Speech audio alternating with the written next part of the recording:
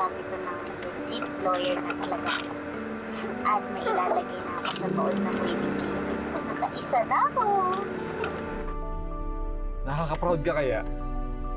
Alam mo, kahit na yung kaso pro bono, pero talagang tutok na tutok ka, tapos panalo mo pa. Pero basta, Lileta, yung ating usapan, huwag mong kakalimutan ha. Nagiging mahusay tayong abogado para sa mga voiceless at mahihirap. Nalaban tayo para sa kanila. Hindi madali ang una kong naging panalo. Sabi nila, hindi daw makakalimutan ng isang abogado ang una niyang kaso, lalo na't naipanalo niya ito.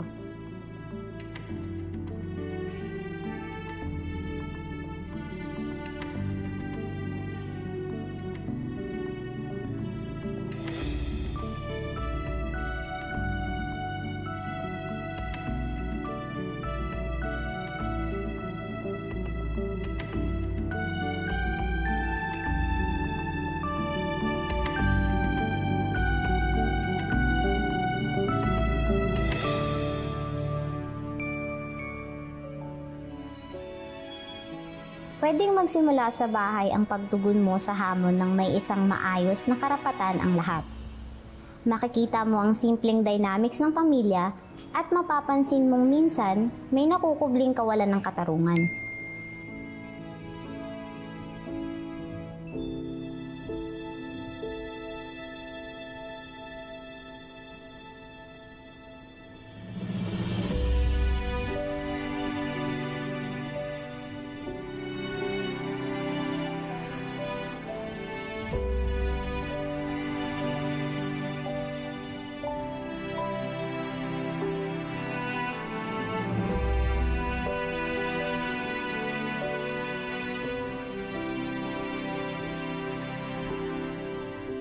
Minsan mahahanap mo ang katarungan sa iyong nakalipas, sa iyong mga pagkakamali.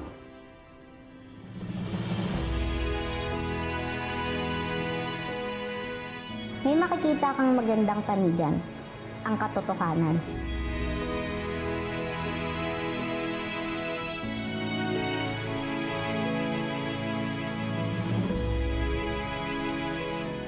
Minsan, maiiyak tayo dahil talo tayo. Pero laging tandaan na ang dapat na manalo ay yung tama at ang kabutihan. At dapat kung alam mong ang tama at kabutihan ay niyuyurakan, dapat mo itong ipaglaban at bigyan ng hustisya. Siguro hindi na ako makakapag-asawa. Saan naman nanggaling yan? Kasi di ba, sa sobrang busy ng schedule ng isang attorney, paano pa magkakaroon ng love life? At ang tanong, sino naman magkakagusto sa akin? Attorney Matias, hindi yan totoo. Tsaka kung ano-ano iniisip mo. Malay mo naman yung taong para sa'yo, nasa tabi-tabi lang. Halika na.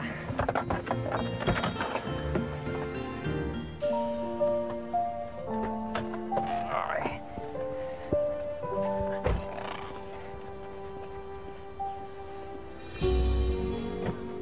Okay, Matias. Okay.